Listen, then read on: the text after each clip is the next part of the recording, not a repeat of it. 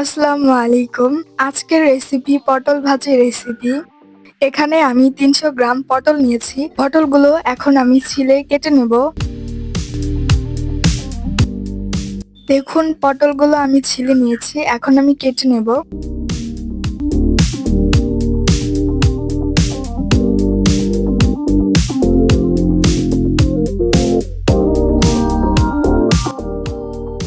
পটলগুলো কেটে নিলাম। এখন আমি ওয়াশ করে নেব। পটলগুলো আমি ওয়াশ করে নিয়েছি। এখন আমি পটলগুলোতে মশলা মিশিয়ে নেব। প্রথমে দিয়ে দিচ্ছি স্বাদমতো লবণ। দিয়ে দিচ্ছি ১ টেবিল চামচের কম হলুদ গুঁড়া। দিয়ে দিচ্ছি ১ টেবিল চামচ মরিচ গুঁড়া।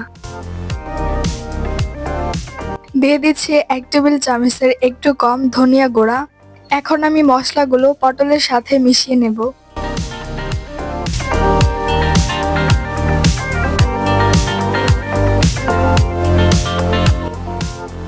মশলাগুলো পটলের সাথে ভালোভাবে মিশিয়ে নিলাম। এখন আমি পটলগুলো ভালোভাবে ভেজে নেব। চুলায় একটি কড়াই বসিয়ে দিয়ে দিচ্ছি পরিমাণ মতো রান্নার তেল।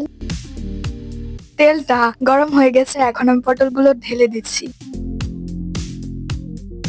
পটলগুলো মিডিয়াম আঁচে নেড়েচেড়ে ভেজে নেব।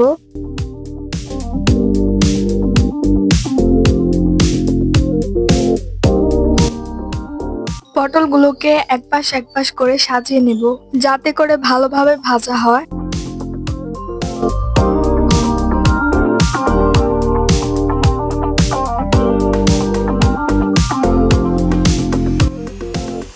পটলগুলোকে একপাশ একপাশ করে সাজিয়ে নিলাম। এখন আমি ঢাকনা দিয়ে দিচ্ছি। পটলগুলোকে ৩-৪ মিনিট ভালোভাবে ভেজে নেব। চলে আসলাম ৩-৪ মিনিট পর। পটলগুলোকে আরেকটু নেড়েচেড়ে নিচ্ছি।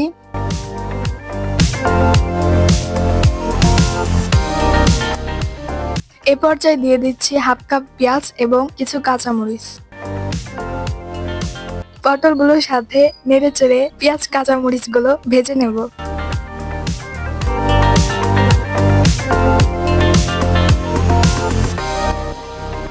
পেঁয়াজ কাঁচামরিচের সাথে পটলগুলো ভেজে নিলাম। এখন আমার পটল ভাজি হয়ে গেছে। এখন আমি পটলগুলো চুলা থেকে নামিয়ে নিচ্ছি। দেখুন পটল ভাজিগুলো কত চমৎকার হয়েছে। আশা করি এই রেসিপিটা আপনারা বাড়িতে তৈরি করে খাবেন। সকলকে ধন্যবাদ। আল্লাহ হাফেজ।